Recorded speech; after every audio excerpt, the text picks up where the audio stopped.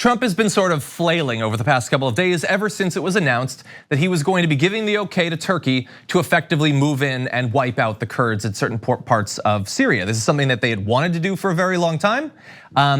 They had not been able to do that for one of a couple of different reasons, either because there was a very small American military force in that region, or because one of the most important global powers hadn't yet said it's okay. You can judge for yourself which of those two it is. But here he is talking now, after days of criticism for this move, for turning our backs on the Kurds, our allies.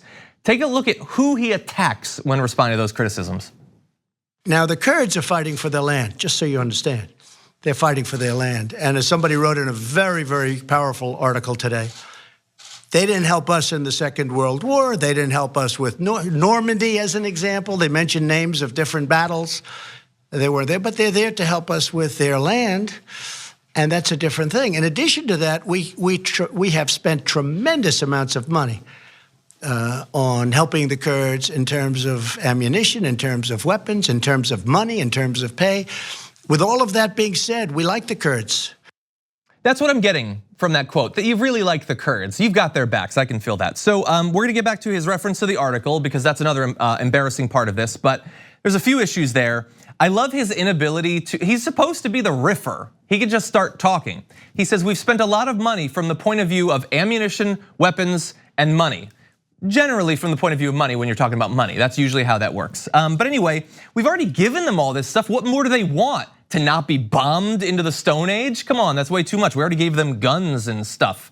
But the larger argument is this doofus, one of the stupidest people in American life, certainly in American public life, thinks that he's the guy to be invoking history to justify turning our backs on the people who, probably more so on an individual level than even our own soldiers, has been instrumental in the destruction of ISIS and its caliphate. The Kurds, people they've had our backs for literally years. Yes, they're fighting for their own land. How dare they? How dare they want to have a state that was ripped out from under them when imperialist powers from around the world decided how they were going to divvy up that part of the world back decades and decades ago. So shame on them for wanting their own land.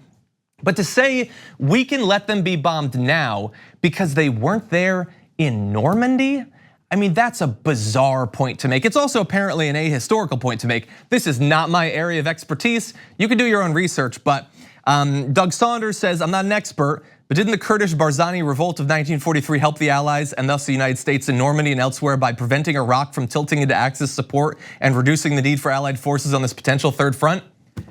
I don't know, I'm not the person to go for that, but there is a case to be made that it's not even accurate historically. It's certainly not accurate that we should have expected the Kurds to be landing on Omaha Beach. That's absurd.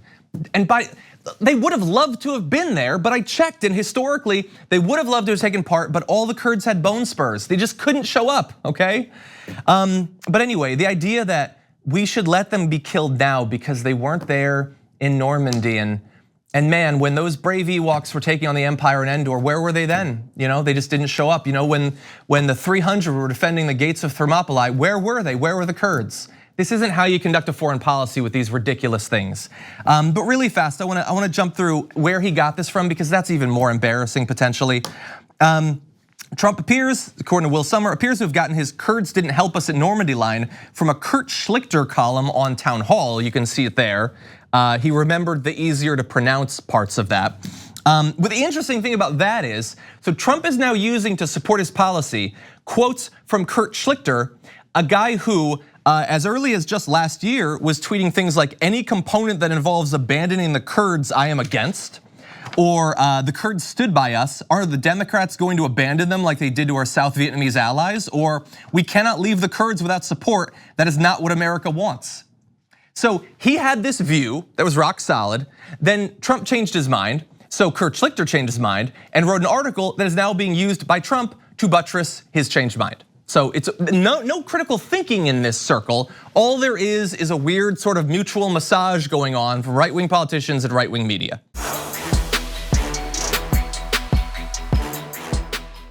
Thank you for watching this clip from The Damage Report. For more content from the show and access to TYT Network members-only exclusives, go to tyt.com/Brooke. Wait, no, it's tyt.com/John. Go to tyt.com/John to sign up.